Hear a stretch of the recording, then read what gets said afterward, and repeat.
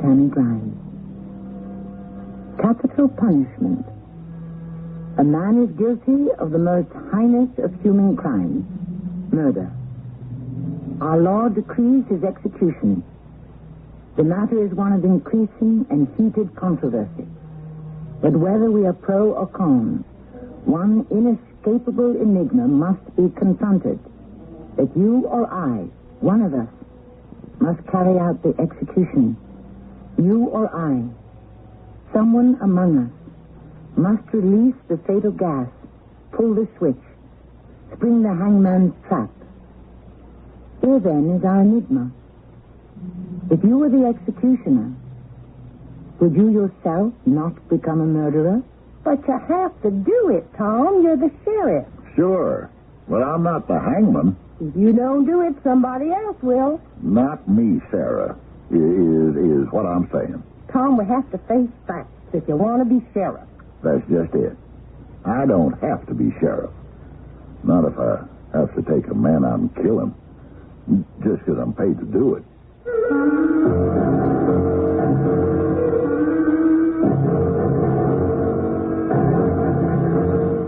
Our mystery drama, The Hanging Sheriff, was written especially for the Mystery Theater by Bryce Walton and stars Fred Gwynne. I'll be back shortly with Act One.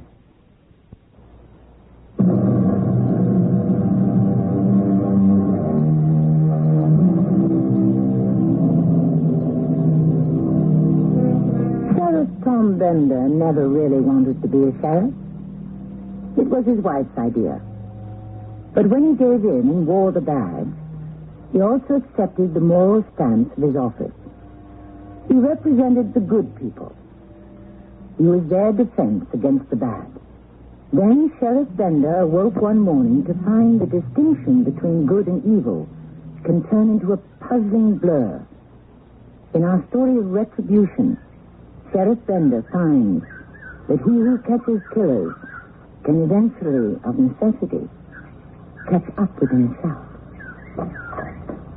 Morning, big Sheriff man. Oh, what got you up, Sarah? You, honey? I swear you had this porch built on just so you could dawdle your life away. Dream about that smooth boat instead of getting yourself into town. Bet you don't even know the time of day. Morning. Morning's the best time to be out on the old river. It's the last day. That trial don't need me no more. Maybe it never did. Yeah, but you need that trial, Tom. You look good and tall sitting there, everybody knowing you brought in the killer. Mighty good public relations. That courthouse is awful hot in August. Hot and ugly as sin. Tom, what's really working on you? You've had the blues ever since that trial started. You act scared or something. Now, what is it? It's that salesman. Now, what about him? I'm just not eager to see sentence passed on him. But he's guilty. He's sure enough guilty. Yeah, sure enough, but there's degrees of guilt. And he ought not to get nothing worse than second degree manslaughter. Oh, I don't see it matters much, but maybe that's all he'll get. No. That salesman's going to hang. What's it to you, anyway? You've done your bit, brought in a killer. It's out of your hands. No way. It's all going to be in my hands. Now, just what's that supposed to mean? It means that I got to do the hanging. You? Why should you have to do it? Why? Because I've been told to do it. Told by who? By town council. Bert Clippinger, Leo Bates, old Seth Boney. They decided. Bates told me. Called me into his office yesterday afternoon. All smiles, like he's doing me a favor. Tom, if the judge calls for a hanging, we're going to have to let you do it. Me, I got to do their dirty work. And you know why? Well, I don't know. To save money. Save money? That's right. They figure me already being on salary, they'll just hand the execution over to me. Save their tax-paying voters a bundle from hiring a professional hangman. Maybe they'll give you a fat bonus. Bonus? Holy crow. That's not the point. What I'm saying is I can't. I don't... Getting yourself all worked up won't help matters, Tom. Tom, you wait. You wait, here. You don't know what it is, Sarah. Nobody knows has ever seen a man checked out that way. And I've seen it. I've been there. And it is bad. Tom, wait. I don't feel so good. Well, that makes two. One of my splitting headaches is coming on. Oh, it's just awful. Worse than usual. I feel real dizzy. Huh? Like I'm just going blind with another old stress headache. Oh, sorry about that. You know what Dr. Cole said about my stress. Yeah, I know about stress.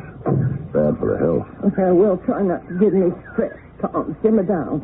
Stop worrying about that no-count salesman. I'll try. Bye, Sarah. And, Tom. Yeah? You stop on your way to the office and see Dr. Cole. You know, he said he had a new prescription for my headache. You tell him to bring that prescription right out here. I just don't know how I'll get through this day. All right, Sarah. I'll send him out. And don't you worry. Maybe the judge will let that salesman off easy.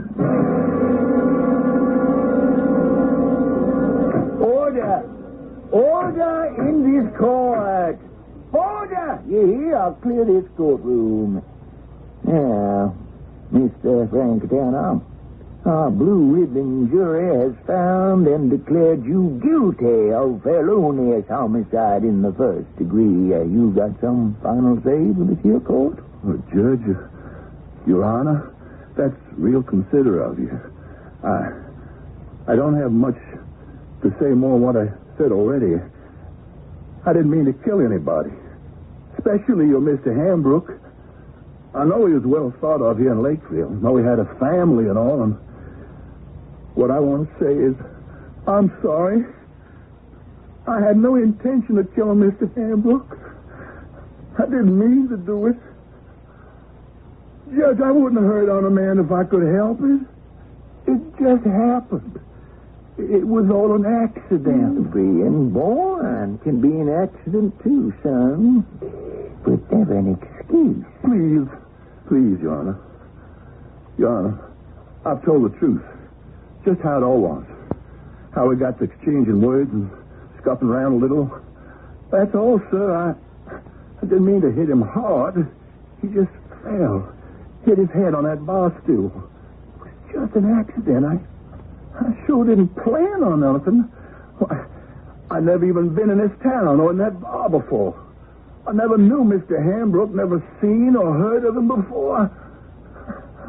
I wish I'd never had that drink with Mr. Hambrook. If wishes were horses, boy, beggars would ride. Got any more final say for us, Frank? Looks like I might as well save my breath. You're right. It is my solemn duty to pass sentence on you.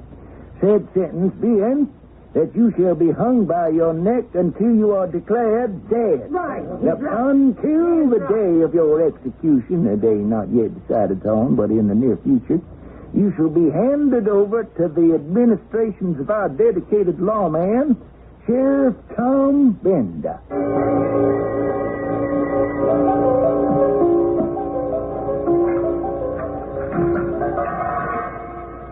Frank, you awake, Frank? Hard to say if I'm awake or in a bad dream. Hard for any of us to figure that sometimes. How's your appetite? What appetite? I'm too depressed to have an appetite. Well, maybe some baked beans to cheer you up. Didn't I hear you express a special yen for baked beans? Yeah. Hey, say, this is sporting of you, Sheriff. Thanks. Yeah, well, what about some cornbread? Oh. Fresh and still warm. The wife just baked it. Hey, this is mighty good. I like cornbread. Hey, this is real special. Your woman must be some cook. Well, she's got a knack for cornbread. And here. Figures your throat might be a speck dry. Hey, man. My favorite brew. And nice and cold, too. Dewy cold. Fix this old jail cell up for you, too, Frank. This part of the courthouse is old, from way back in Civil War days. So these walls here are real thick. Cool in summer, warm in winter. Thanks. Thanks for the fair shake. You're something all right for a long. Whatever I can do, Frank. And raisins. I never did have cornbread with raisins. You're okay, Sheriff. The first time I ever got a decent treatment in a slammer. You're all right, Sheriff. I got the hang. The judge, he said that. He said it. You heard him say it. I've been sort of crazy thinking it wasn't real. It's dreams, it's joke, something. But it's no joke, is it? I'm gonna hang. I'm gonna die. I'm gonna be as dead as a sack of oats. Now, Frank, you got to keep a tight rein. But I never meant to kill anybody. It just happened. I know that, Frank. Sheriff, you don't think it's right, do you? I ought to hang? No, I don't think it's right. You being sheriff, isn't it something? Anything you can do? Where do you hail from, Frank? Oh, here, there. Up north, mostly. You got any friends up there you could call? No. Always been on the road, always going, selling. Oh, thought I had anyway some friends once. When my wife left, they just stopped coming around. Seems they were more her friends. How about relatives? None that could do me any good. A good lawyer might help, but, of course, their services come high. Too high for me. I haven't done too bad selling, but the wife took everything. I figured to do better if I could open new sales routes down here. And I wasn't doing too bad either until this. So you're stony broke. Flat out. You sure got off onto a rough and lonely road. Roads ought to go somewhere. All the roads I ever took just kept going. Till this road finally ends. At the end of a rope. Oh, Sheriff. Can't you do something? My friends call me Tom. Tom, please help me. I'd like to, Frank. I want to. I mean, there must be something or other. There's hope. Well, what kind? The kind a man always has when he's still alive. No, that kind won't last me long. Anyway, I can't last. I can't take it. I can't hold together. I can never face that rope. Neither can I. You don't have to. I hope not. Well, you're a good man. I appreciate it. Your concern and all. You just hold on, Frank. Keep the faith.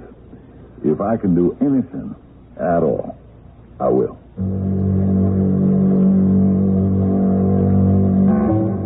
If the selection of an executioner presents society with a troublesome, philosophical dilemma, then what about our chosen hangman?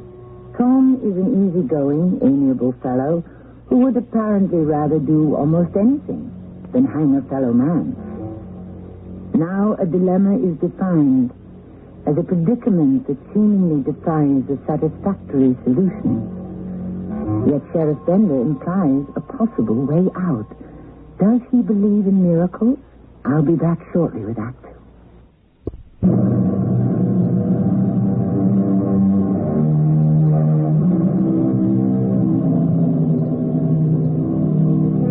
Behind every successful man, we are told, is a woman.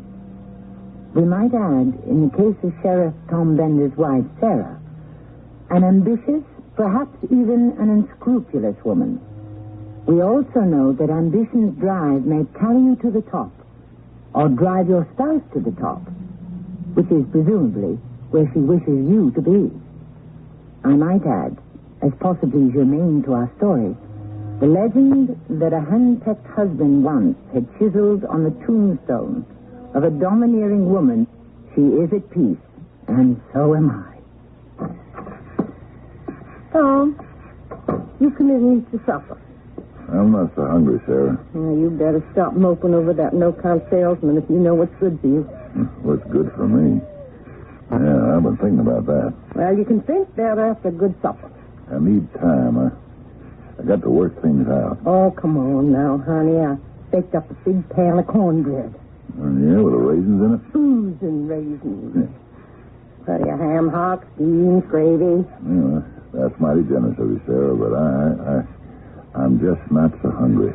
I can't understand why you have to get yourself in a frazzle over that no-good salesman.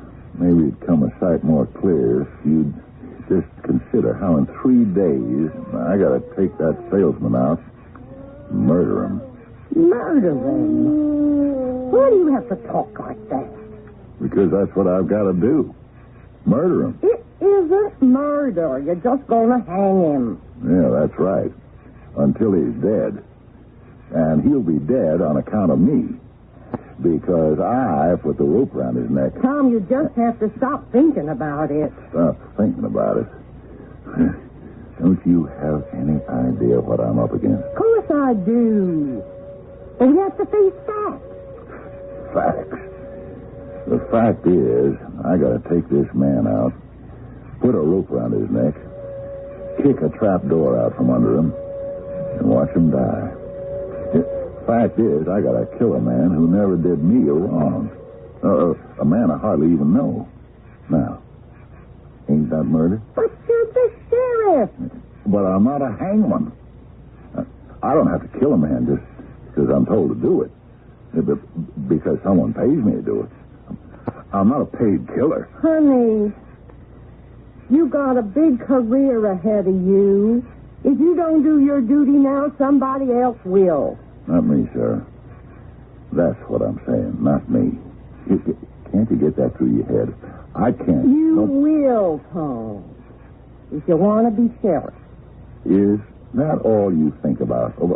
All you care about? If somebody else has to hang that salesman, then somebody else is going to be sheriff. And that's the worst thing you can think of. Just about. If murdering a man isn't worse, what is? I'll tell you what's worse. The thought of being married to a man working for $4 an hour in the Lakeville paper mill. And that's where you'll end up, Tom, if you don't hang this salesman. Back at the paper mill, where I found you. Where you'd still be if it wasn't for me. Sarah, please, listen to me. Yo, you listen. Remember, there's an election coming up. You do remember the election. Now that you mention it, sure. Oh, Tom. Tom, I don't feel so good. Huh? I feel faint. Getting one of your head? Yes, it's coming on. And it's all your fault. Now, you call Dr. Cole. He's got to check me over. I think it's my heart, too. He said I had to watch my blood pressure. Now, you call him. What were you saying about the election? I'm saying you better do what you have to do, or you'll be out of office and you know it. Everybody's just waiting to see if you've got the guts to give that salesman his just desserts.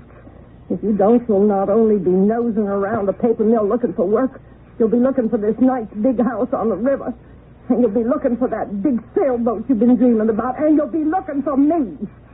You, Sarah? Tom, call Dr. Cole. I think I'm going to faint. All right, I'll call him. I won't be married to any mill hand. I married a man I could look up to, a man going places.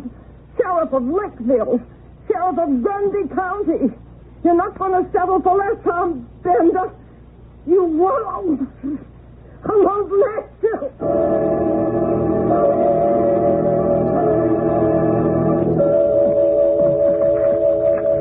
Rise and shine, Mr. Tanner. Leave me alone. When you roll over, roll out. I'm Judge Thomas, Sheriff Tom's deputy. You get a special appointment for the hanging? Nope, I've been upriver after a guy been dynamiting fish. That's against the law. Almost had him, too, but I got a call from Sheriff Tom to hurry back here and give him a hand. And you didn't waste no time. No way. Like Ben Franklin used to say, time is money. Now, Frank, how much do you weigh? About 165. Hey, what's it to you? Vital statistics. Why are you taking notes? Data, vital data. Vital data? On hanging. Nobody around here, hardly anyone anywhere, knows much about hanging. I didn't know anything about it either. Had to check a book on it out of the library. They had a good book on the subject published in England called A Handbook on Hanging.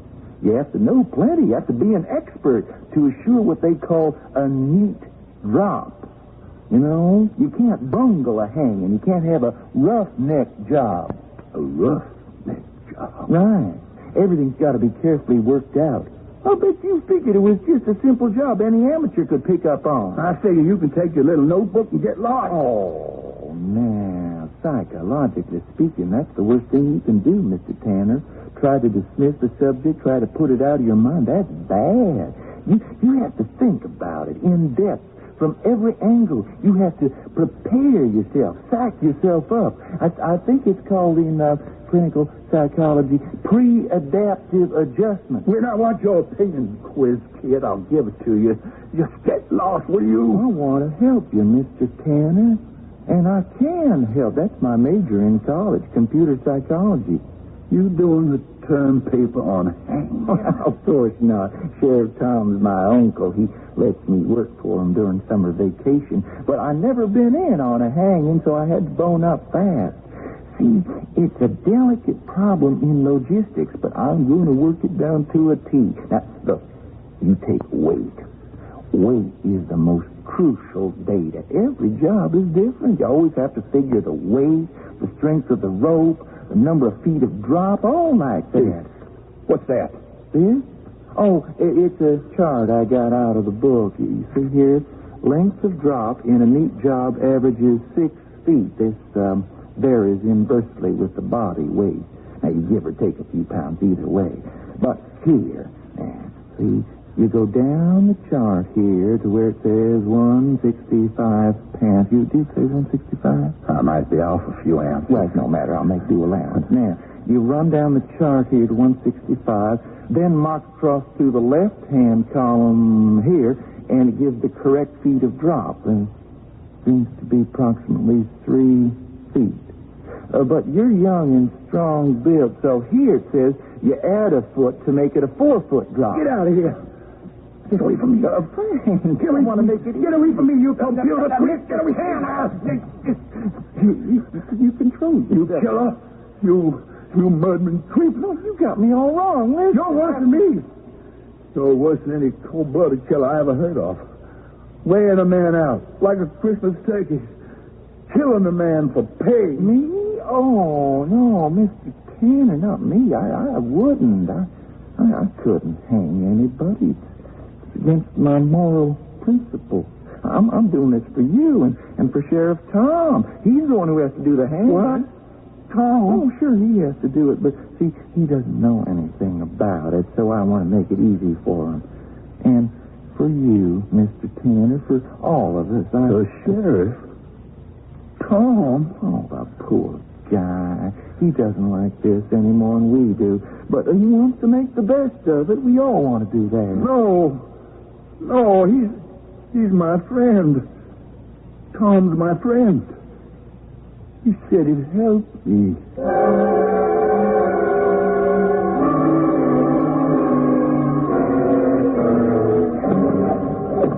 Morning, Sheriff Tom. Good morning, Judd. On duty bright and early again, I see. Got to see that scaffolding's up on schedule and according to plan. Has to be precise on the button. Mm-hmm. Good to see these days. Young man so involved and dedicated to his work. Gallows have to be built according to specifications if we want a neat drop. Looks mighty neat from here. Looks about finished. Will be today.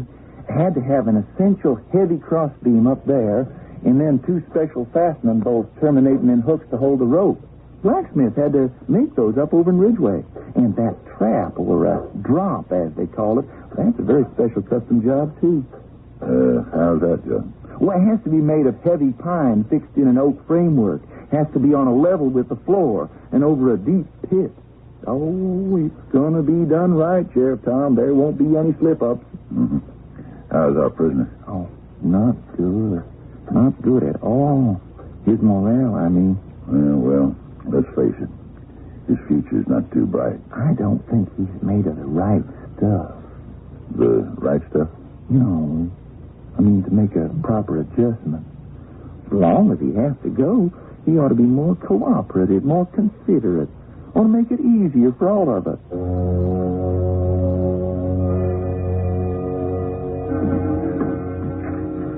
Well, it isn't Storm Bender, the friendly sheriff. Yeah, now, easy, Frank. I just want to have a talk with you. I don't want to talk to you, you Judas creep. You have to see my side. I've seen too much of you already.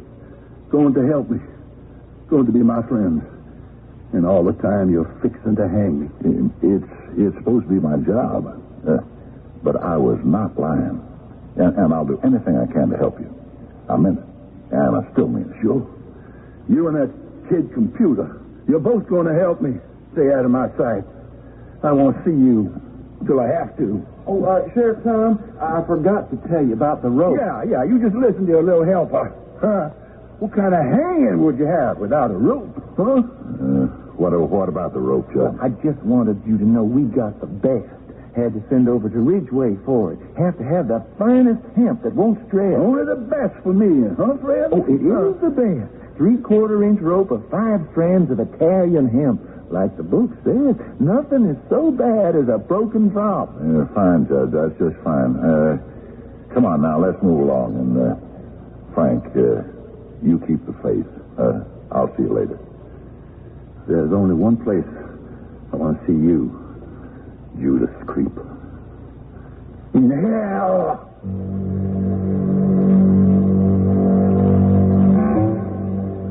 I might quote to all concerned an old Chinese proverb that of 36 ways to avert disaster, running away is the best. But running appears out of the question for Frank and out of character for Sheriff Bender. We shall learn in Act 3 if Frank's desire to see the sheriff in hell is a curse or prophecy.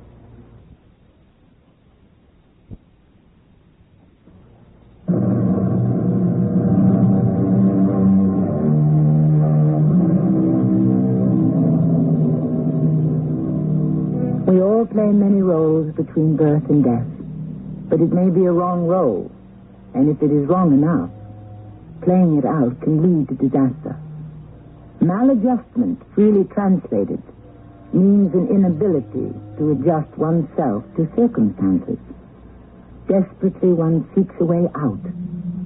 Any way at all seems a better way than to go on playing an intolerable part. Then you must change the circumstances. Change them at any cost, you say. Easier said than done. We now commend you to a better world of forgiveness and mercy. It's going wrong. What's wrong? Oh, Lord, what's wrong? Recalculation, Tom. What's happening? Not enough drop, Tom. Look, he's still kicking. Too light. Should have had another foot of drop. Get down there, Tom. Down there? Down there into the pit. Hurry, Tom. In the pit? No, I can't. In the pit. You want him to suffer. His neck's broke. Get down there. Get hold of his feet. He needs more weight, boy. More weight. I got him. That's right. Keep hold of his feet. Now, pull harder. That's right. Hold on and pull. Let me out. Tom, now it's all right. Oh, let me. I can't breathe. There now, honey. Tom, honey, you're awake now. Oh, Sarah. I'm here and it's all right now. I can't do it, Sarah. I won't do it. You just had another of your old night sweats. But you'll do it when the time comes. You'll face up. No. Yes, you will. No way. You'll do what you have to. I don't have to hang that salesman or anybody else. I'm putting in my resignation. I'm going to tell Seth Boney to take this sheriff's badge and choke on it.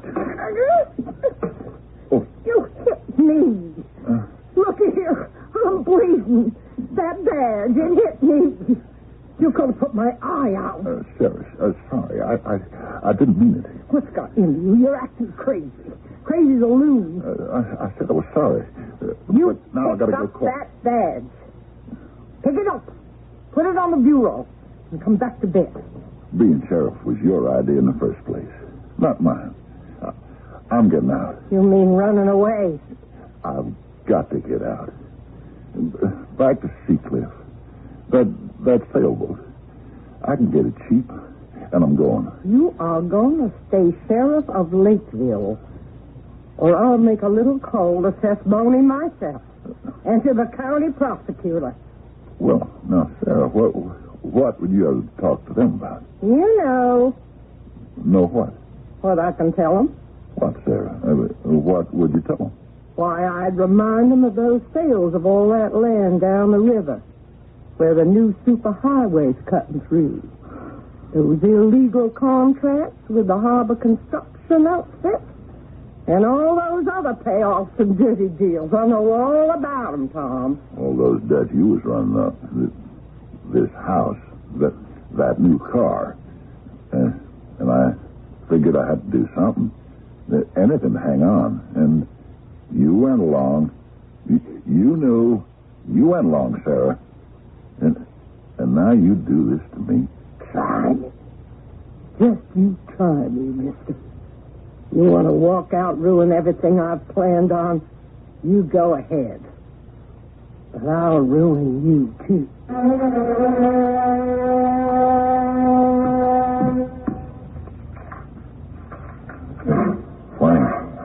Frank? You still want to talk? Ain't it enough to hang a man without having to talk about it? The talk's about done. It's time for action. I'm going to bail you out. Sure you are. The moon's going to turn to green cheese. No. I mean it. We're breaking out. I'm a man of my word. You ought to have seen that. Take these. What's this? 2 sharp chisels and a hammer. Looks like chisels and a hammer. Frank, listen. Do what I say, and you'll be out of here and long gone. Free as a whistle. You aren't fooling, are you? I am not fooling. What I had to figure out was how to get out of the hanging and still be sheriff. It's one way to do it. You got to get clean away so there'll be nobody for me to hang. And it's got to look as a big surprise to me as the rest of this town. How can you manage that? Told you. This was an old part of the courthouse. Been here since Grant took Richmond. Concrete up there around those bars. It's as soft and crumbly as sand. Wood's rotten. Work around those bars with these chisels a while. They'll come loose. Fall right out. Thanks, Sheriff. Thanks again. I'm sorry I called you some names. But if I do get through these bars, what's my chances of getting out of this country? First rate. Or I wouldn't be springing you. When those bars work loose, drop down into the weeds. There's a path goes straight out back of the courthouse to a dirt road. You go right on that road. And you hightail it and keep going west down that river road. Got that? Yeah, I got it. Until that road crosses a creek about 2 miles out. Crosses a creek 2 miles out? Right. You get in under the west side of that little bridge. Wait there for further instructions. From who? How? I'll be there, Frank. Don't worry. On no account move from under that bridge till you hear from me. Okay, that's it. Just wait under the bridge. Yeah. That's it for now. Make it that far, it's a cinch. And we're both out of the woods. I can't believe it. I'm not gonna hang.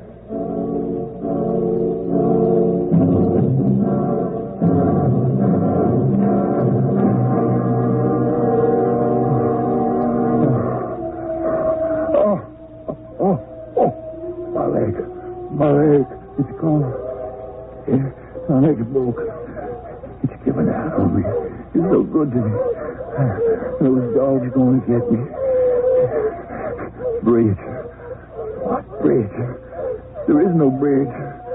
Just this road going on and on, going nowhere.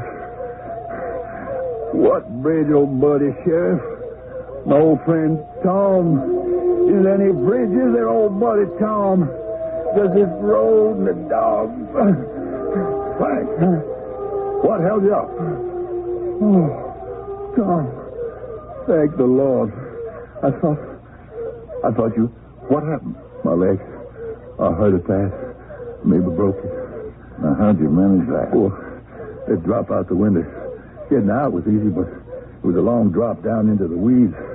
And I landed on a rock. My foot gave way. Can you get over a ways to the river? I don't know. It's no more than 50 yards. You've got to make it. All right. Sure, Tom. I can do it. This path goes through the willows to the riverbank. A rowboat's tied up there. Go down river a mile. Yeah. Stay close to this right bank. You'll see a white boat landing. Yeah. It'll be shining clear in the moonlight. It goes up to a big white house. Can't miss it. Pull in there. Let the boat go on down the river. 2 miles down, it'll go over Cowwaller Falls. And they'll figure that you went with it. Where will I be? In that big white house. Safe and snug as a bug in a rug. How come I'll be so snug and safe in that house? Because, Frank, it's my house. Your house? Why, sure. You'll hole up there a while till the chase cools off. I'll fix you up with some clothes and traveling money. Find a way to get you over the state line. Last place anybody looked for you would be in the sheriff's house.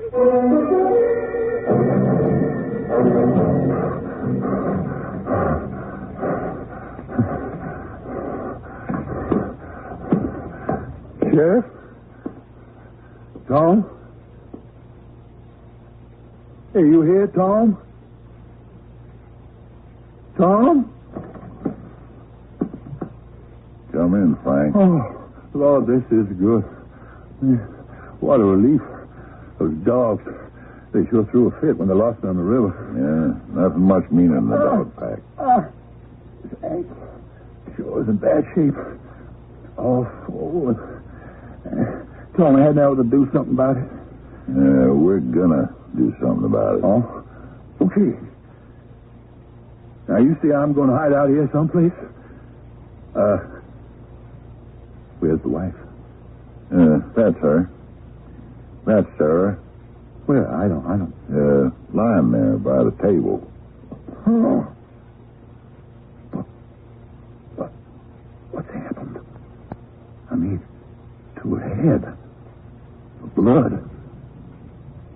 What's she doing lying there? Waiting. Waiting? There was an accident. Yeah, she's waiting for the undertaker. Tom, what are you doing? Stand right there, Frank.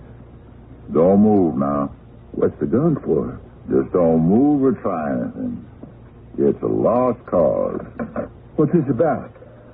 Who are you calling? We had a misunderstanding, the wife and I. I hit her. Lost my temper and hit her. Might too hard. It was an accident. You know about accidents, right? You killed her. But I really didn't mean to do it. Oh, yeah. Hello, State Trooper's office. This is Sheriff Tom Bender over in Lakeville. Right. We had a man jump jail here during the early morning hours. Right. A man named Frank Tanner.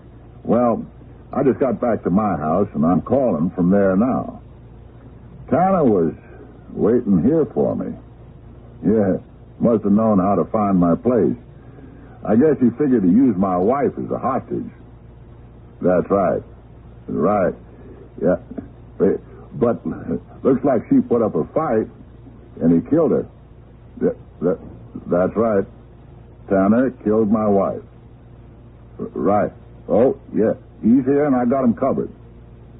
Right, Lieutenant. You best run right over here and pick him up. He's a mad dog killer and liable to do anything. You, Judas, creep. I know what it's like in jail, Frank. I've been there a long time. Now I'm free. I'm free, too. You see, I never wanted to be sheriff. I'd have been long gone if it hadn't been for Sarah. What I always wanted was a boat. A Tahiti-rigged ketch. Something to haul deck cargo over on the Gulf. That's all I've ever wanted. And now I'm going. You double-crossing lion. Judas creep. Now, Frank. Isn't this better for both of us? I'm free. You were due to hang anyway.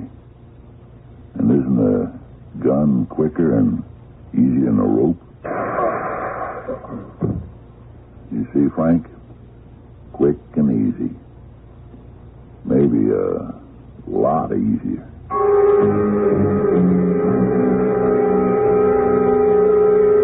Know something, Abe?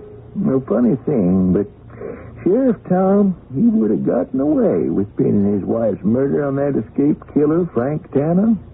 Mighty clever idea, no doubt about it. But there happened to be a witness to the sheriff killing her just a few minutes before Tanner got there. Yep. That was some break, Judge.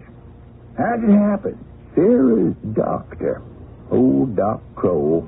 She was always complaining about bad headaches, always running Doc Kroll out with prescriptions. She ordered some medicine delivered about an hour before the sheriff killed her. Doc was a little late to help his patient. Now, what we have to do here is we got to find someone to hang the sheriff.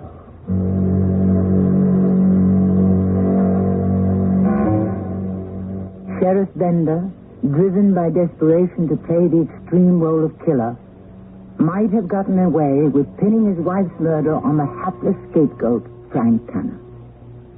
But it is with murder, as it is in the theater. Bad timing can be a fatal flaw. And there happened to be a witness to the sheriff killing his wife just a few minutes before Tanner arrived. It was Sarah's doctor. I'll be back shortly.